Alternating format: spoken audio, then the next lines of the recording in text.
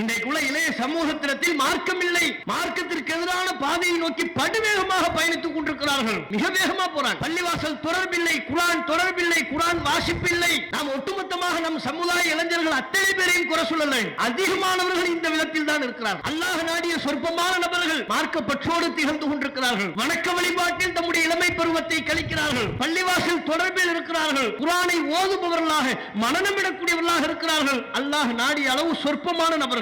அவர்களை தாண்டி இன்னும் அதிகமான நம் சமூகத்து இளைஞர்கள் மார்க்கத்திற்கு எதிரான பாதையில் பயணித்துக் கொண்டிருக்கிறார்கள். மார்க்க அடையாளம் துளி இல்லை. அவனுக்கு மார்க்க அடையாளம் இல்லைங்கிறதுக்கு பெருசா நீங்க தேடி பார்க்க வேண்டிய அவசியம் இல்லை. அவன் தலை முடி வெட்டுறது, போடுற டிரஸ், இதை பார்த்தாலே தெரிஞ்சுக்க முடியும். தமிழ்நாடு தௌஹீத் ஜமாத் தமிழகத்தில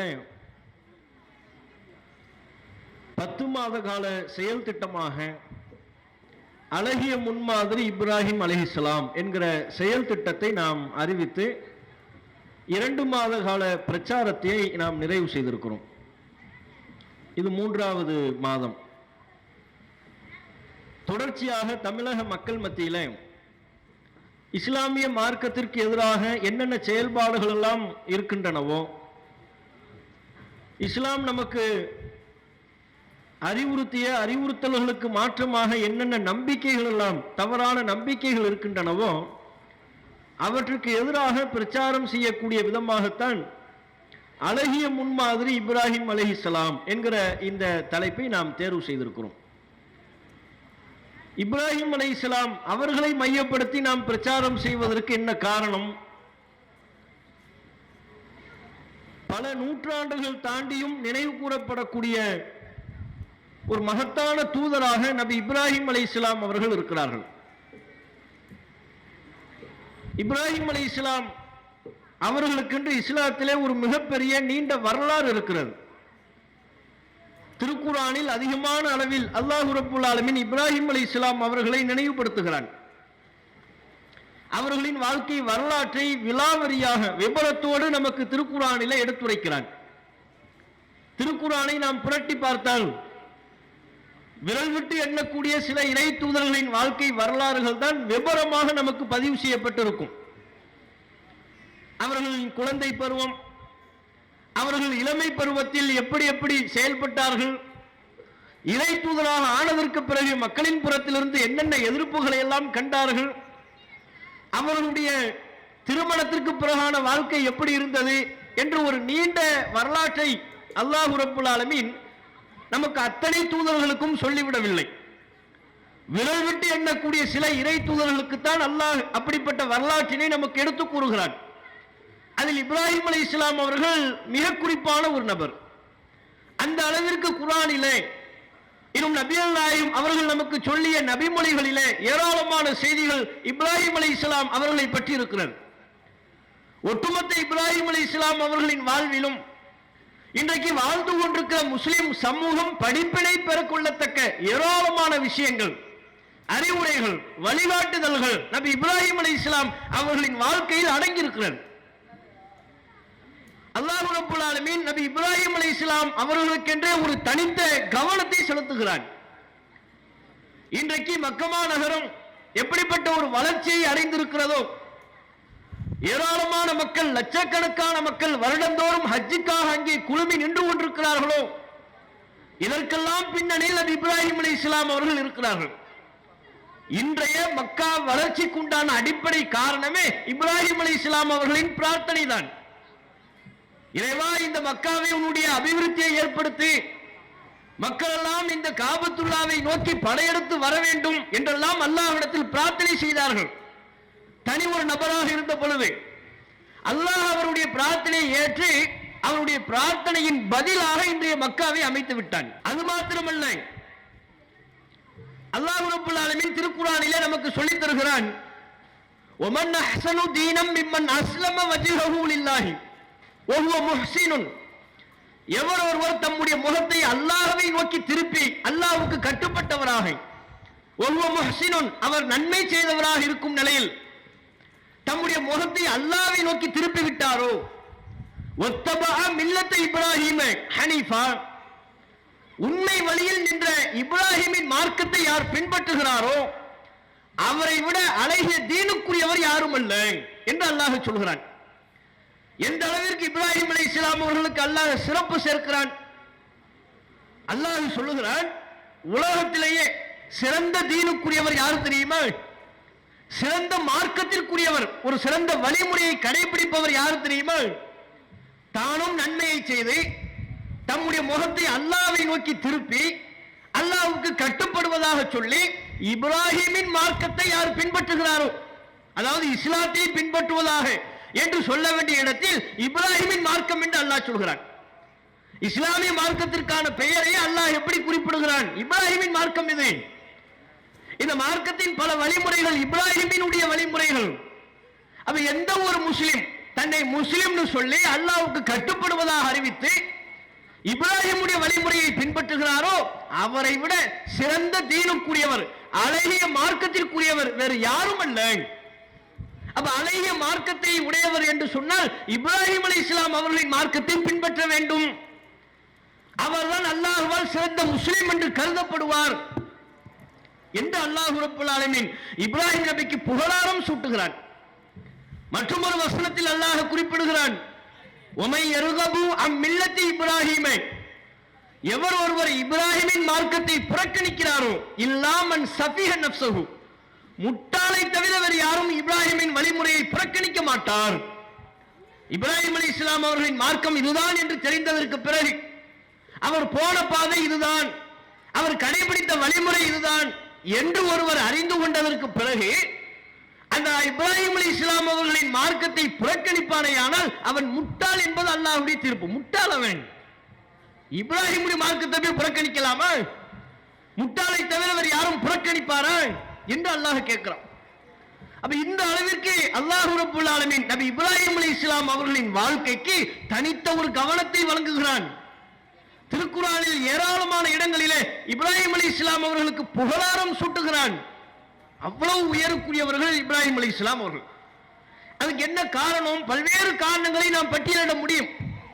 மிக குறிப்பாக இந்த காலகட்டத்தில் தேவையான ஒரு விஷயம் என்று சொல்வதாக இருந்தால், இப்ராஹிம் அலைஹிஸ்ஸலாம் அவர்கள் இன்றைக்குள்ள இளைய தலைமுறைக்கெல்லாம் ஒரு அழகிய முன்மாதிரி இளைஞராக இருந்தார்.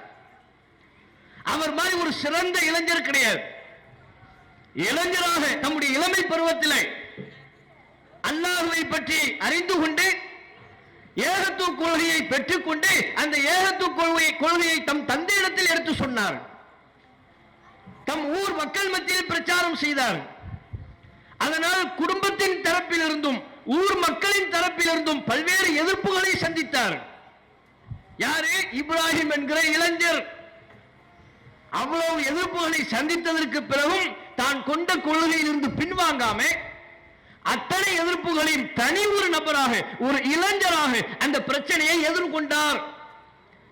இந்த விதத்தில் இப்ராஹிம் அலைஹிஸ்ஸலாம் அவர்களின் வாழ்வு இன்றைக்குள்ள இளைய தலைமுறைக்கு ஒரு மிகச்சிறந்த பாடத்தை சொல்லித் தருகிறது. ஒரு முஸ்லிம் இளைஞன் எப்படிப்பட்ட இளைஞனாக இருக்க வேண்டும் என்கிற ஒரு முன்மாதிரியை இப்ராஹிம் அலைஹிஸ்ஸலாம் அவர்களின் வாழ்க்கை படம் பிடித்து காட்டுகிறது. தம்முடைய தந்தையை பார்க்கிறார். அவருடைய இளமை பருவம், இறை தூதராக ஆனதற்கு பிறகு இளமை பருவத்தில் தந்தையை பார்க்கிறார். இந்த சிலைகளை வணங்கி கொண்டிருக்கிறார்கள். இந்த சிலைகள் எப்படி கடவுளாக இருக்கும்? கற்சிலைகள் பேசாது, சக்தி இல்லை, நாம் சொல்வதை செவிமடுக்காது. இவர்கிட்ட போய் நம்ம கோரிக்கையை கேட்கலாமா? வானம் பூமி எல்லாவற்றையும் படைத்த சூரியன் சந்திரனை படைத்த இறைவன் ஒருவன் இருக்கிறான், அல்லாஹ் இருக்கிறான், அவன் தான் வணங்கப்பட வேண்டியவன். இந்த சிலைகள் வணங்கப்பட வேண்டியவை அல்ல.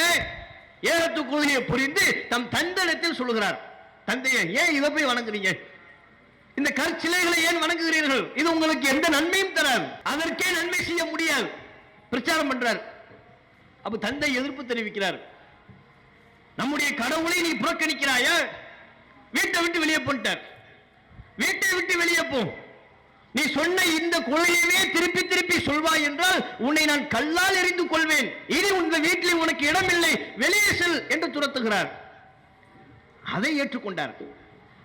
அவ்வாறு தம்முடைய தந்தை சொன்ன பொழுது, அப்படியா, உங்களை விட்டு நான் விலகுகிறேன். தம்முடைய தந்தையிடத்தில் ஒரு இளைஞர் இப்ராஹிம் அலைஹிஸ்ஸலாம் அவர்கள் சொன்ன பதில் என்ன? வீட்டில் இடம் இல்லையா?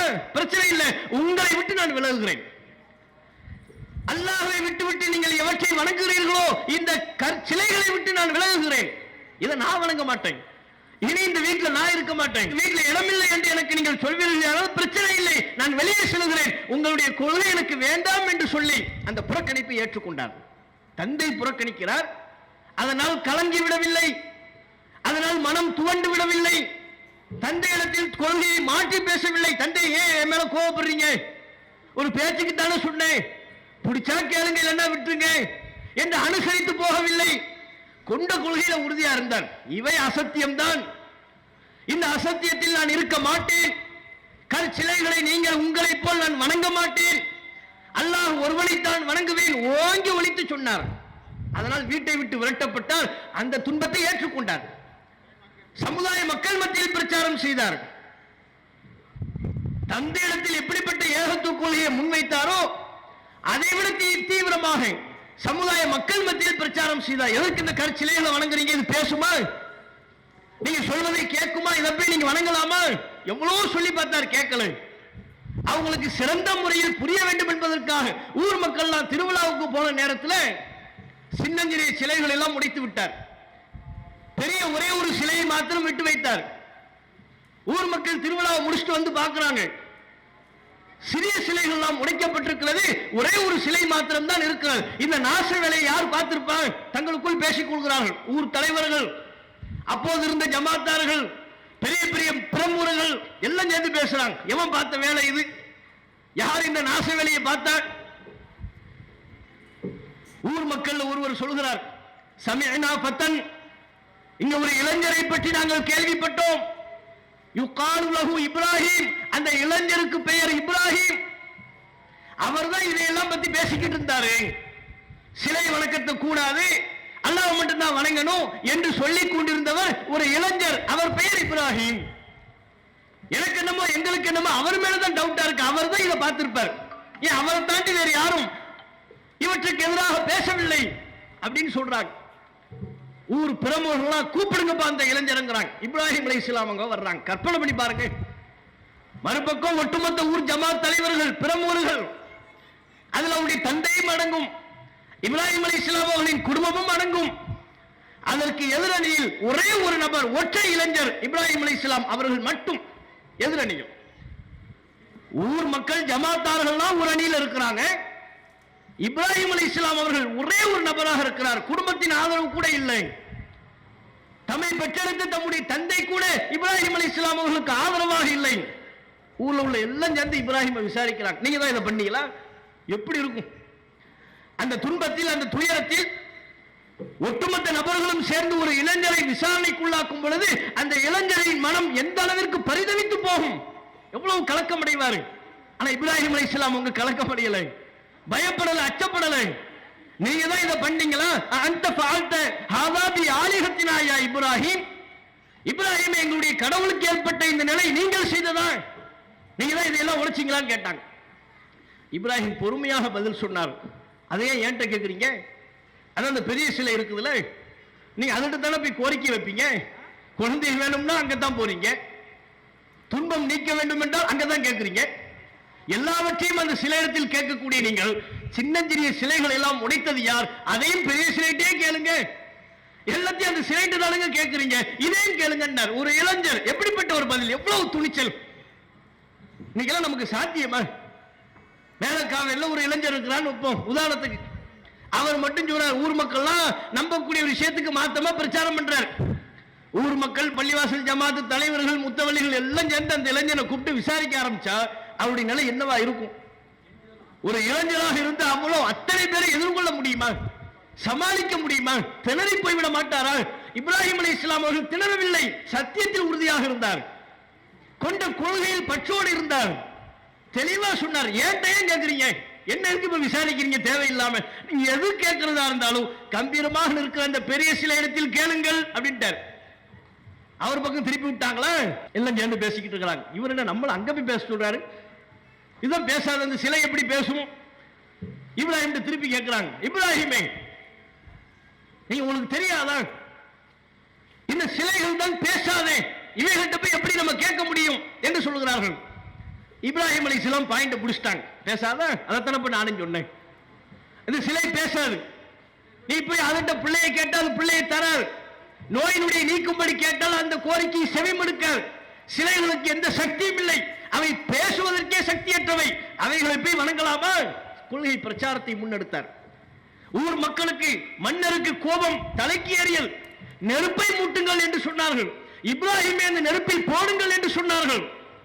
நெருப்பிலும் போடப்பட்டார். நெருப்பை காட்டி அச்சுறுத்திய போதும் தனி ஒரு இளைஞராக இருந்த இப்ராஹிம் அலைஹிஸ்ஸலாம் அவர்கள் பயப்படவே இல்லை. கொண்ட கொள்கையிலிருந்து பின்வாங்கவே இல்லை.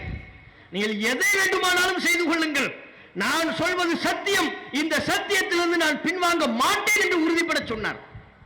நெருப்பில் தூக்கி போடப்பட்டார். நெருப்பை காட்டணும்னு பயப்படலாம்ல, பயப்படவில்லை.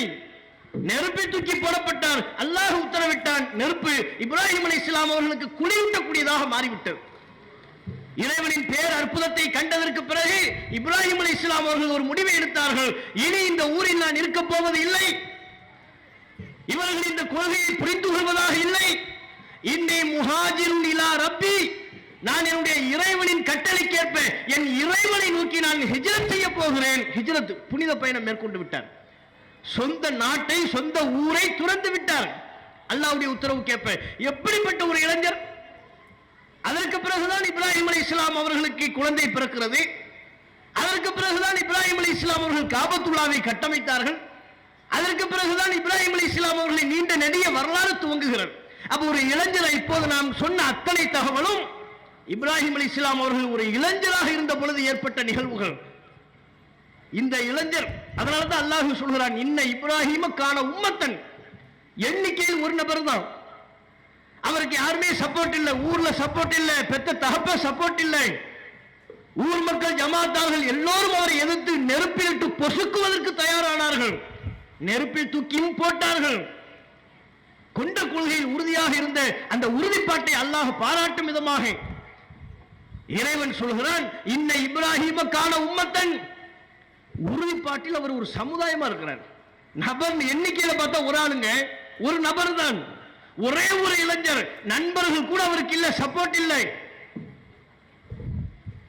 ஆனால் அவர் அத்தனை எதிர்ப்புகளையும் எதிர்கொண்ட விதத்தை பார்த்து அல்லாஹ் பாராட்டுகிறான். எண்ணிக்கையில் ஒற்றை நபராக இருந்தாலும் அவர் ஒரு சமுதாயம், ஒரு சமுதாயத்திற்கு இருந்த மன உறுதி அந்த ஒரு இளைஞரிடத்தில் இருந்தது. அல்லாஹ் சொல்கிறான், இப்ராஹிம் நபி இடத்தில் இருந்தது. அப்ப இந்த இளைஞர் அல்லவா நமக்கெல்லாம் ஒரு முன்மாதிரி. இன்றைக்குள்ள இளைய சமுதாயம் இப்ராஹிம் அலைஹிஸ்ஸலாம் அவர்களை பின்பற்றி தன்னையும் ஒரு முன்மாதிரி இளைஞராக மாற்றிக்கொள்ள முன்வர வேண்டுமா இல்லையா? அல்லாஹ் ரப்பல் ஆலமீன் நபிகள் நாயகம் ஸல்லல்லாஹு அலைஹி வஸல்லம் அவர்களையே இப்ராஹிமின் வழிமுறையை பின்பற்ற வேண்டும் என்கிறான். நாம யாரை உயிரை விட மேலா நேசிக்கிறோம்? ரசூலுல்லாஹ். அந்த ரசூலுல்லாஹ்வுக்கு அல்லாஹ் உத்தரவு போடுகிறான், முஹம்மதை இப்ராஹிமை நீங்க பின்பற்றுங்க. ரசூலுல்லாஹ் இப்ராஹிமை பின்பற்ற வேண்டும் என்றால், நபிகள் நாயகம் இப்ராஹிம் அலைஹிஸ்ஸலாம் அவர்களை பின்பற்ற வேண்டும் என்றால் நாமெல்லாம் யாரை பின்பற்றணும்? நாம் யாரை முன்மாதிரியாக கொள்ள வேண்டும்? இப்ராஹிம் அலைஹிஸ்ஸலாம் அவர்களை அல்லவா? அப்ப இன்றைக்குள்ள இளைய தலைமுறை இப்ராஹிம் அலைஹிஸ்ஸலாம் அவர்கள் ஒரு இளைஞராக இருந்து எந்த அளவிற்கு மார்க்க பற்றோடு, கொள்கை உறுதியோடு, ஏகத்துவ கொள்கையை பிரச்சாரம் செய்யக்கூடியவராக இருந்தாரோ அந்த வரலாற்றிலிருந்து பாடம் பெற்றவர்களாக இன்றைக்குள்ள இளைய சமுதாயம் இருக்கிறாங்களா? பேர்ல மட்டும்தான் இப்ராஹிம் இருக்கும். அவங்க பெற்றோர்கள் ஆசைப்பட்டு பிள்ளைகளுக்கு என்ன பேர் வைப்பாங்க? இப்ராஹிம் வச்சிருப்பாங்க. பேரில் தான் இப்ராஹிமாக இருப்பாரே ஒழிய அவருடைய வாழ்க்கை இப்ராஹிம் அலைஹிஸ்ஸலாம் அவர்களின் அறிவுரையை பிரதிபலிப்பதாக இருக்குதா? மார்க்கமே இல்லைங்க. இன்றைக்குள்ள இளைய சமூகத்தினத்தில் மார்க்கம் இல்லை. மார்க்கத்திற்கு எதிரான பாதையை நோக்கி படுவேகமாக பயணித்துக் கொண்டிருக்கிறார்கள். மிக வேகமா போறாங்க. பள்ளிவாசல் தொடர்பில்லை, குர்ஆன் தொடர்பில்லை, குர்ஆன் வாசிப்பில்லை. நாம் ஒட்டுமொத்தமாக நம் சமுதாய இளைஞர்கள் அத்தனை பேரையும் குறை சொல்லலை. அதிகமானவர்கள் இந்த விதத்தில் தான் இருக்கிறார்கள். அல்லாஹ் நாடிய சொற்பமான நபர்கள் மார்க்க பற்றோடு திகழ்ந்து கொண்டிருக்கிறார்கள். வணக்க வழிபாட்டில் தம்முடைய இளமை பருவத்தை கழிக்கிறார்கள். பள்ளிவாசல் தொடர்பில் இருக்கிறார்கள். குர்ஆனை ஓதுபவர்களாக, மனநமிடக்கூடியவர்களாக இருக்கிறார்கள். அல்லாஹ் நாடிய அளவு சொற்பமான நபர்கள். அவர்களை தாண்டி இன்னும் அதிகமான நம் சமூகத்து இளைஞர்கள் மார்க்கத்திற்கு எதிரான பாதையில் பயணித்துக் கொண்டிருக்கிறார்கள். மார்க்க அடையாளம் துளி இல்லை. அவனுக்கு மார்க்க அடையாளம் இல்லைங்கிறதுக்கு பெருசா நீங்க தேடி பார்க்க வேண்டிய அவசியம் இல்லை. அவன் தலை முடி வெட்டுறது, போடுற ட்ரெஸ், இதை பார்த்தாலே தெரிஞ்சுக்க முடியும். வித்தியாசமா முடி வெட்டுறான். இந்த பக்கம் பார்த்தா எலி கரமண மாதிரி இருக்கும், சுத்தமா. நடுமண்டையில முடியை பிடிச்சி 4 முடிய பிச்சை மாதிரி இருக்கும். இன்னும் சில பேர் பார்த்தா ஒரு பூச்சட்டிய மேல கவுத்துட்டா எப்படி இருக்கும், கொரோனா கட்டிங் அதுக்கு பேரு. கொரோனா வந்து குச்சின்னு காட்டுவாங்கல்ல, அது மாதிரி ஒவ்வொரு முடியா நீண்டு கட்டிக்குது. கேட்டா கொரோனா கட்டிங். இப்படிதான் தெரிந்து கொண்டிருக்கிறார்கள் நம்ம சமூக இளைஞர்கள். நீ வேற எங்கேயும்லாம் போய் தேட வேண்டியதில்லை.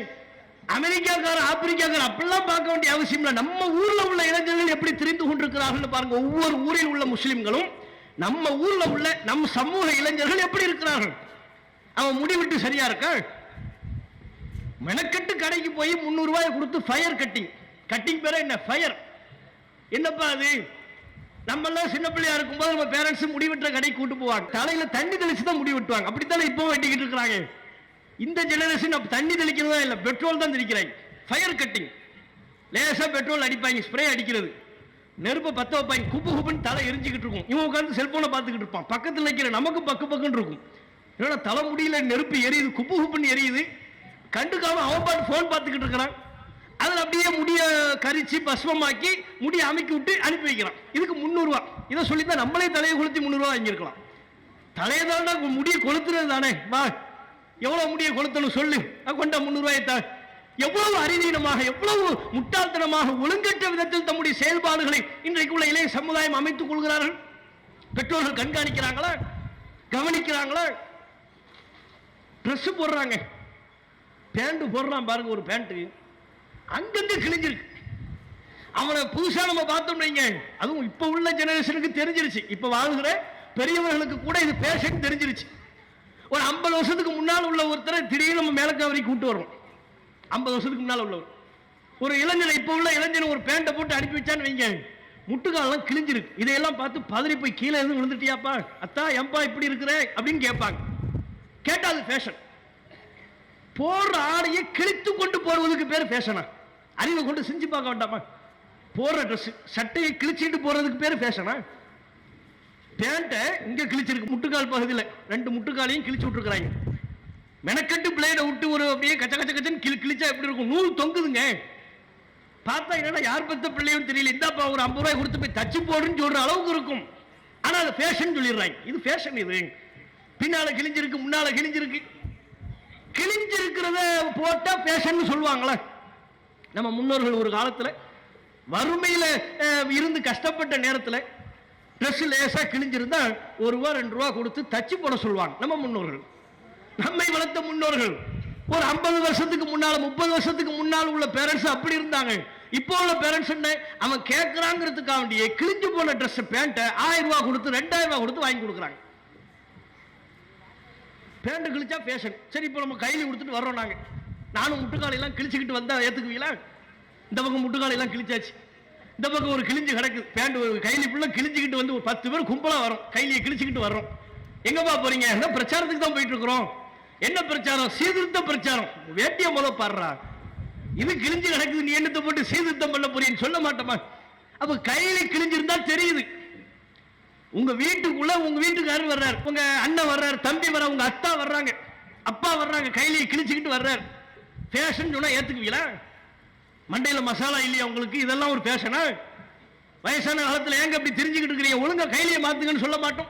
அதே நம்ம பிள்ளைகளுக்கு சொல்ல மாட்டேங்கிறோம். அவன் கேட்டா மட்டும் கிழிஞ்ச வேட்டிய, கிழிஞ்ச பேண்ட்டை வாங்கி கொடுக்கிறோம், சட்டையை வாங்கி கொடுக்கிறோம். இதுக்கு எதுக்கு பணத்தை செலவழிக்கணும்? இவ்வளவு தரிகட்ட இளைஞர்கள் சென்று கொண்டிருக்கிறார்கள். மிக வேகமாக வழிகேட்டை நோக்கி, ஒழுக்கக்கேட்டை நோக்கி, சீர்கேட்டை நோக்கி சென்று கொண்டிருக்கிறார்கள். நம்ம கண்டிக்க வேண்டாமா? நீ இப்ராஹிமி மார்க்கத்தில் இல்லை என்று அவர்களுக்கு சுட்டிக்காட்ட வேண்டிய கடமை நமக்கு இல்லையா? அவர்களின் முழு கவனமும் செல்போன்ல தான் இருக்கு. 24 மணி நேரமும் செல்போன். காதுல ஒரு ஹெட்போனை மாட்டிக்குவான், தெருவில் போகும்போது தனியா பேசிக்கிட்டே போவான்.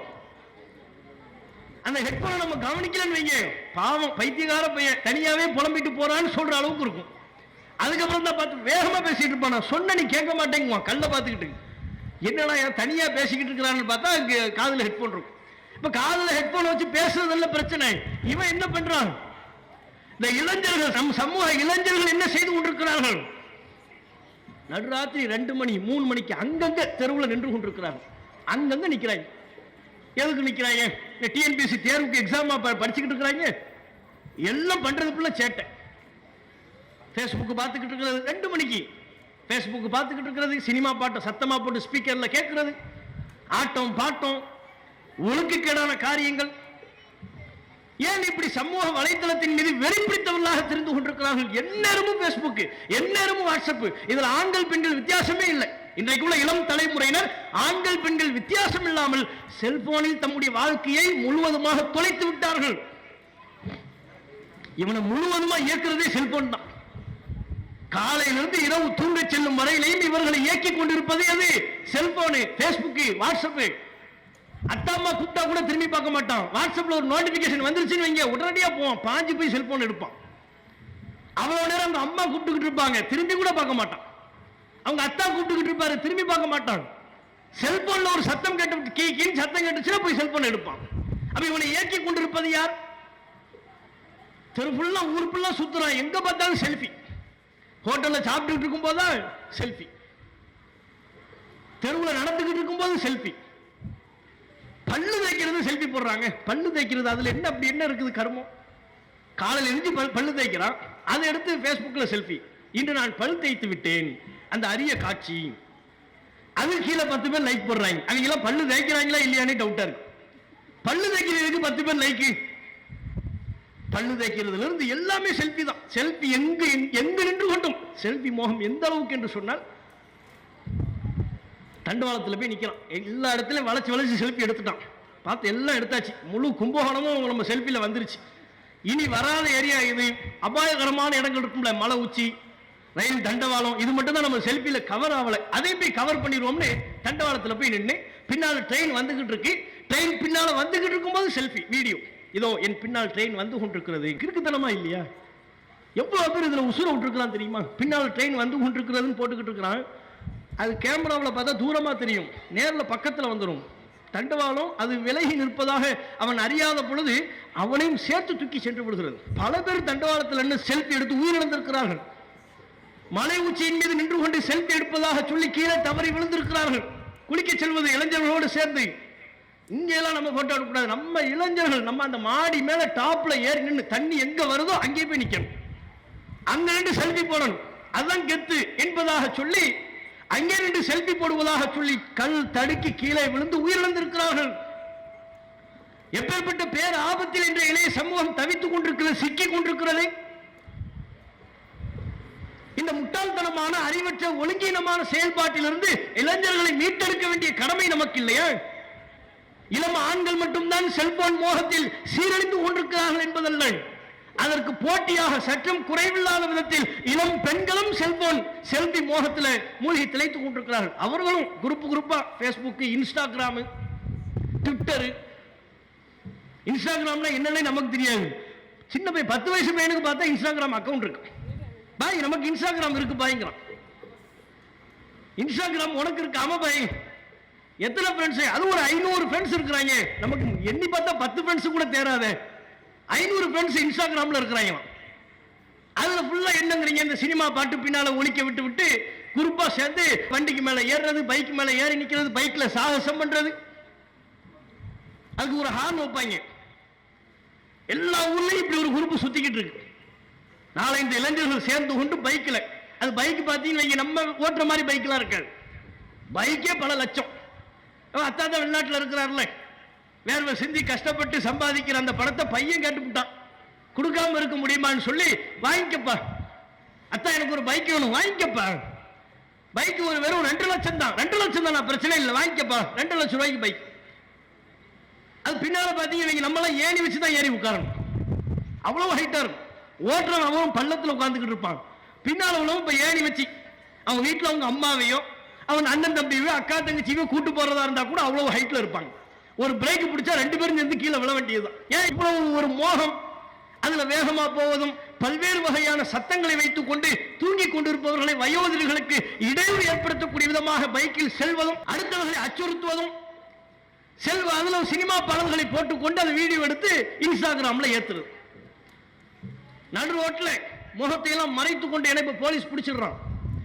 பைக்ல வீலிங் பண்ணாங்கன்னு வைங்க, அந்த வீடியோ எடுத்து ஃபேஸ்புக்கில் ஏத்துறானா, இன்ஸ்டாகிராம்ல ஏத்துறானா, போலீஸ் பார்க்கறான், நம்பர் பிளேட் எல்லாத்தையும் வைத்துக் கொண்டு ஆளை கொத்தா பிடிச்சி நல்ல கிளாஸ் எடுத்துடுறாங்க.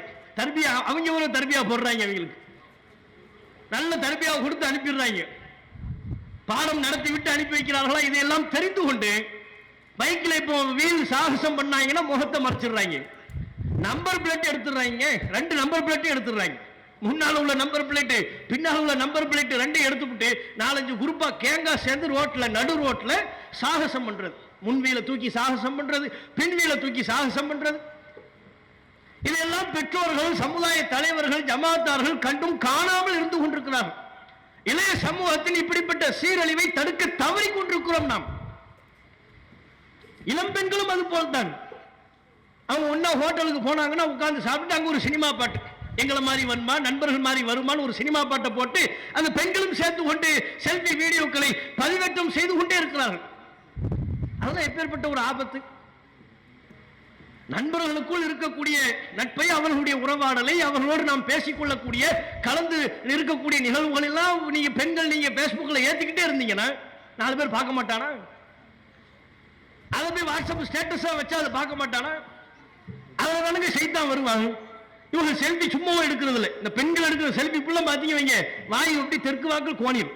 ஃபுல்லும் இந்த பக்கமாக வாய் கோணி ஒரு செல்ஃபி, அந்த பக்கமாக வாய் கோணி செல்ஃபி. எதுக்கு தான் வாய் கோன்ற மாதிரி செல்ஃபி எடுக்கிறாங்கன்னே தெரியல.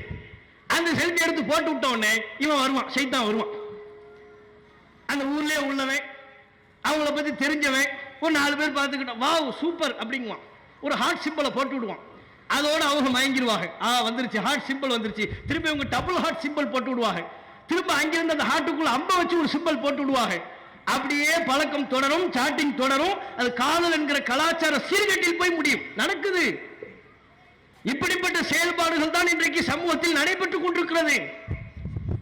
பெற்றோர்களை மதிக்காமல் அதற்கு பிறகு ஊரை விட்டு ஓடி போய் திருமணம் செய்து கொள்ளக்கூடிய அளவிற்கு பெரும் ஆபத்தான ஒழுக்கக்கேடான நிகழ்வுகள் இன்றைக்கு ஆங்காங்கே நம் சமுதாயத்தையும் ஆக்கிரமித்துக் கொள்ள ஆரம்பித்து விட்டது.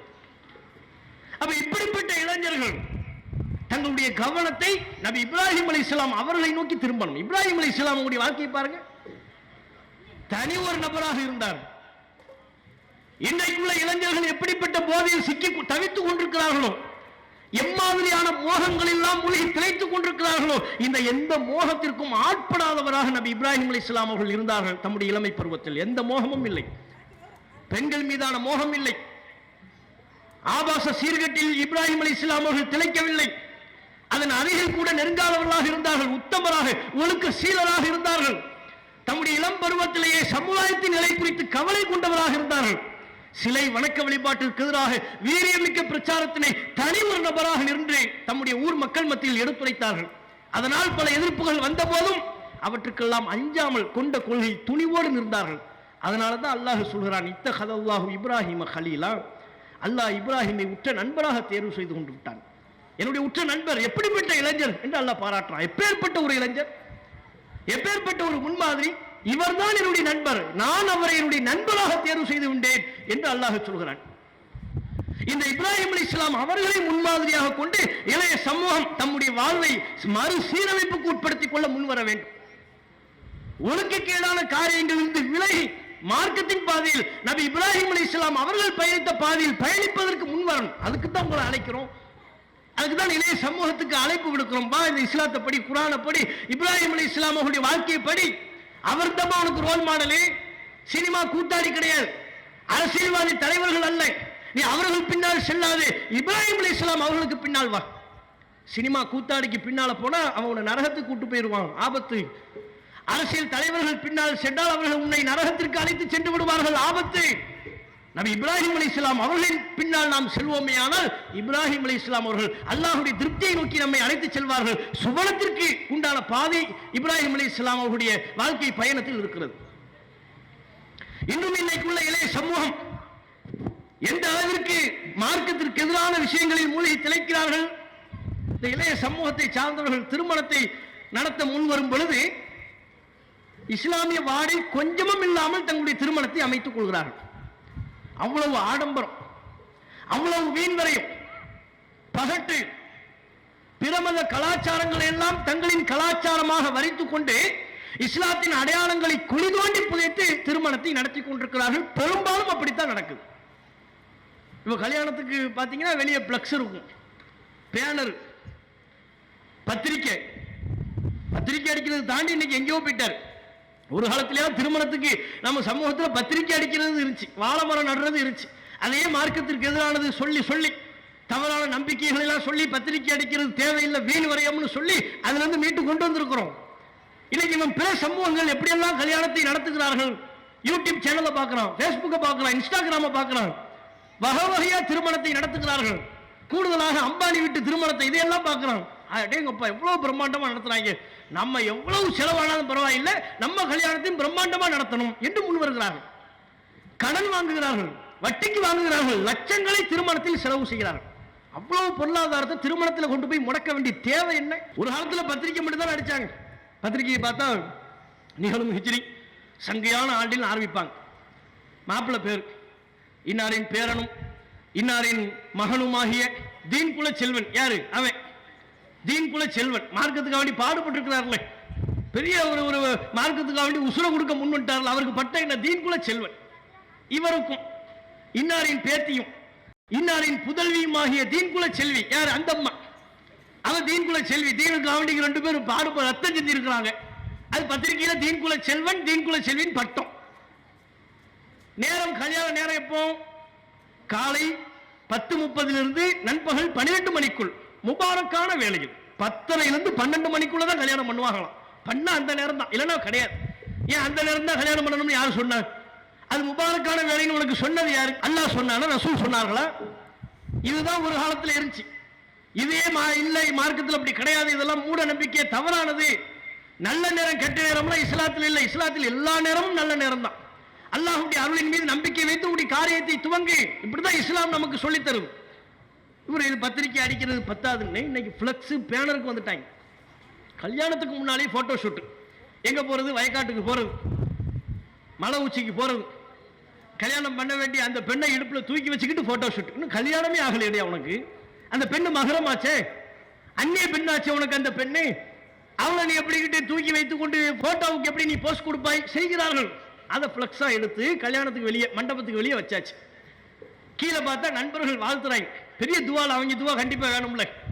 பெரிய மகான்கள் அவங்க எல்லாம் பேர், அவங்க ஒவ்வொருத்தரும் ஒவ்வொரு பேர். இந்த கேங்கு, அந்த கேங்கு, இந்த குரூப்ஸ், அந்த குரூப்ஸ், நடிகர்கள் பேரை சொல்லி அந்த குரூப்ஸ், அவன் பேரை எல்லாம் சொல்லி ஒரு குரூப்ஸ் வைத்துக் கொண்டு மணமக்களை நாங்கள் மனதார வாழ்த்துகிறோம். பெரிய மகான்கள், அவங்க துவா இல்லாம அந்த கல்யாணம் நடந்தா என்ன ஆகுறது? அவன் ஃபுல்லா தலையை பார்த்தோம்னா அதே ஆரம்பத்தில் சொன்னோம்ல அந்த கேட்டகரியில் இருப்பான். கீழே 5 முகம் 6 முகம் ஒன்னா இருக்கும். மாப்பிள்ளை இந்த பக்கம் நிப்பாக, பொண்ணு இந்த பக்கம் நிப்பாக, பிளக்ஸ் வைக்கிறது. இஸ்லாமிய கலாச்சாரம். இஸ்லாமிய திருமணம் என்கிறார்கள். இந்த திருமணத்தை, இந்த ஆடம்பர திருமணத்தை, இந்த நபி வழியை மீறக்கூடிய இப்படிப்பட்ட ஒரு திருமணத்தை இஸ்லாமிய திருமணம் என்று பெயர் சொல்லிக் கொள்கிறார்கள். எப்படி இது இஸ்லாமிய திருமணமா இருக்கும்? மண்டபம் பார்த்தா அவ்வளவு பெரிய மண்டபம், அவ்வளவு செலவு, தெருமுழுக்க பந்தல், ஆயிரக்கணக்கான மக்களை அழைத்து விருந்து, மண்டபத்தில் சினிமா பாட்டு ஓடிக்கிட்டு இருக்கும். அப்படியே டோட்டலா பிற சமூகத்தை பார்த்து அவங்க எப்படியெல்லாம் திருமணம் செய்கிறார்களோ அனைத்தையும் இவர்கள் தாங்கள் உள்வாங்கிக் கொண்டு அதன் அடிப்படையில் திருமணத்தை நடத்தி கொண்டிருக்கிறார்கள். நம்ம சமூகத்தில் கல்யாணம் பண்றாங்க.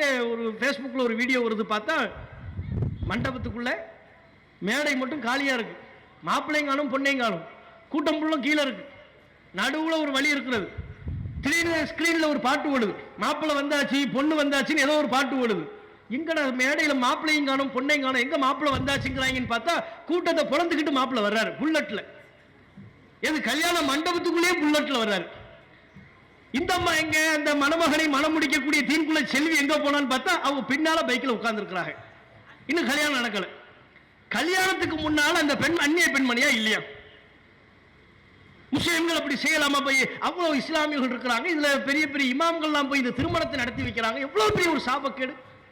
இப்ப மார்க்கத்தின் அடையாளத்தை முழுவதுமாக நாம் திறந்து விட்டோமா? திருமணம் என்று வந்து விட்டால் இஸ்லாத்தை முழுவதுமாக ஓரம் கட்டிவிட வேண்டும் என்று நாம் முடிவு செய்து விட்டோமா? திருமணத்தில் இஸ்லாத்தை நான் கடைபிடிக்க மாட்டேன். இஸ்லாம்னா பள்ளிவாசலுக்கு வாரத்துக்கு ஒரு தடவை ஜும்மாவுக்கு வருவேன், பெருநாள் துணைக்கு வருவேன், அவ்வளவுதான் இஸ்லாம்.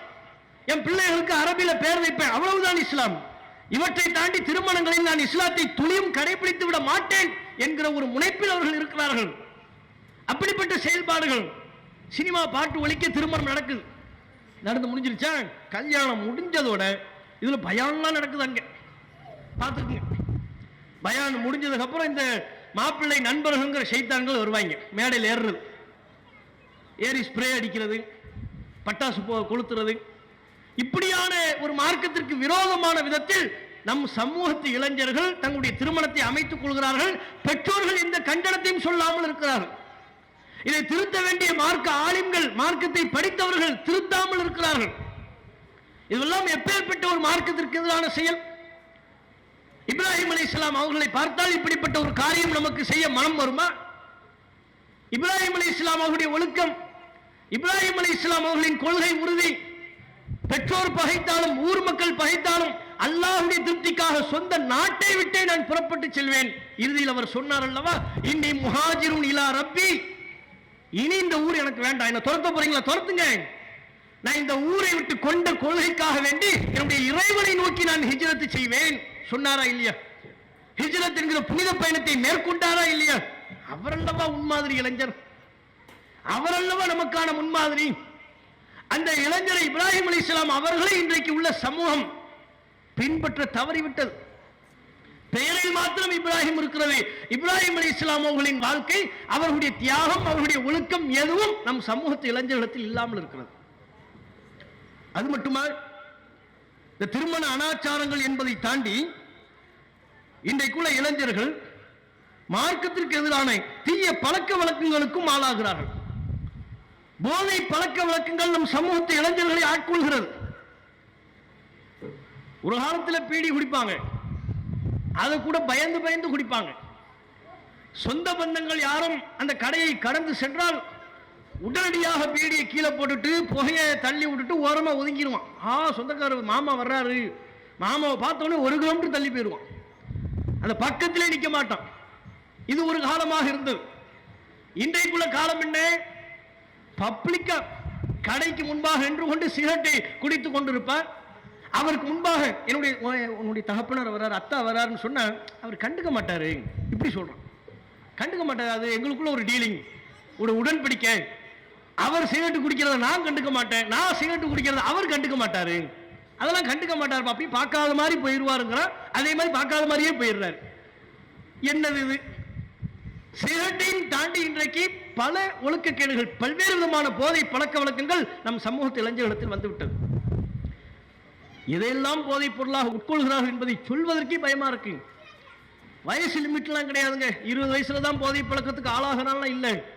ஸ்கூல் படிக்கிற நம்ம சமூகத்தில் உள்ள முஸ்லிம்கள் அடர்த்தியாக வாழக்கூடிய பல ஊர்களை பார்க்கிறோம். பல செய்திகள் நம் ஜமாத்திற்கு கவனத்துக்கு வருகிறது.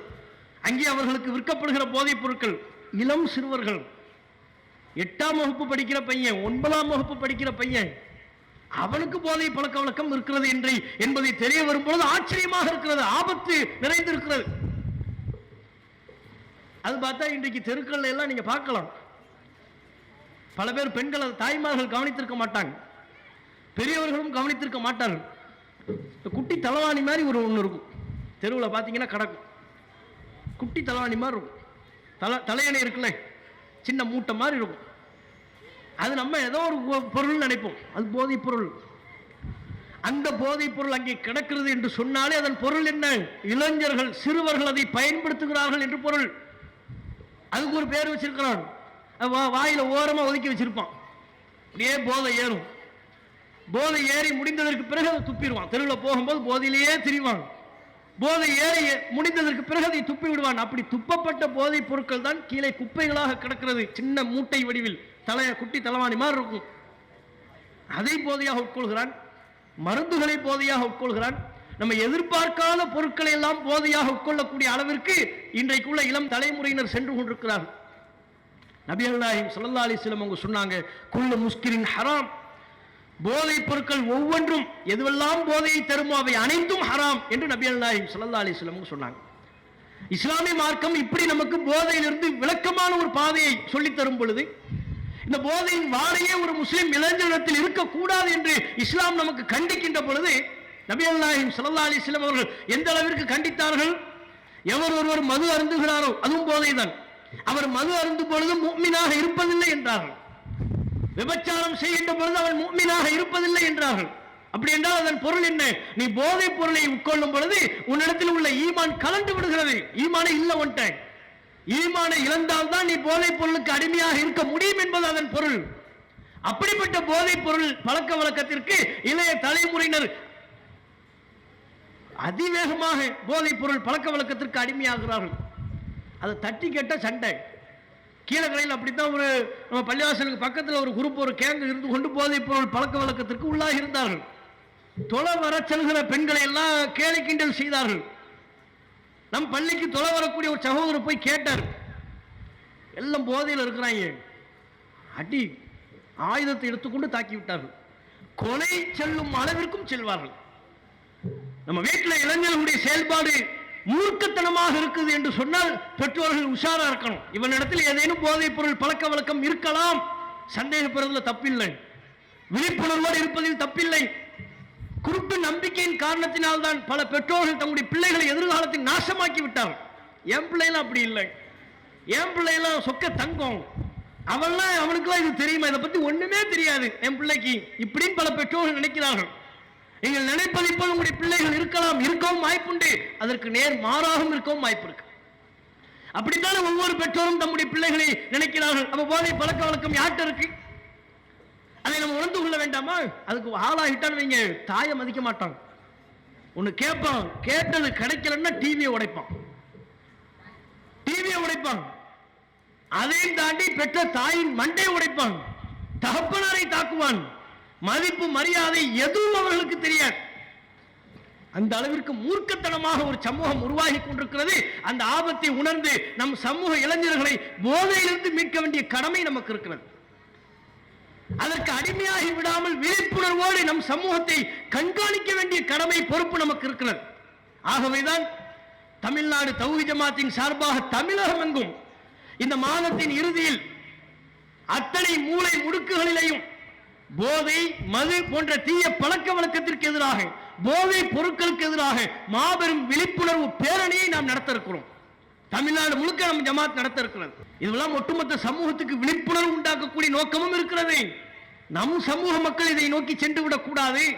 இஸ்லாத்தின் பாதை இதுவல்ல, நீ இஸ்லாமிய மார்க்கத்தை சரியாக பின்பற்ற வேண்டும் என்று நம் சமூக இளைஞர்களை நல்வழிப்படுத்த வேண்டிய அக்கறையும் இதில் அடங்கியிருக்கிறது. ஒட்டுமொத்தமா பொதுமக்களுக்கும் சொல்ல வேண்டிய செய்தியாகவும் இருக்கிறது. மதுவை குடிச்சிட்டு பாருங்க, பொருளாதாரத்தை இழக்கிறான், அறிவை இழக்கிறான், சாக்கடையில் போய் படுக்கிறான். அவன் நல்ல தெளிவா இருக்கும்போது அவன் ட்ரெஸ்ல சாக்கடையை ஊத்துனா ஏத்துக்குவானா? நல்ல தெளிவா இருக்கிறான், ஒரு டம்ளர்ல சாக்கடை அள்ளி அவன் ட்ரெஸ்ல ஊத்துனா சண்டைக்கு வருவான்.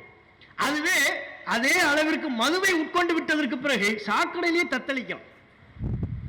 அவன் படுக்கிறான், பக்கத்தில் ஒரு நாயும் படுக்குது, ரெண்டு நாய்க்கு மேல கை போட்டு படுக்கிறான்.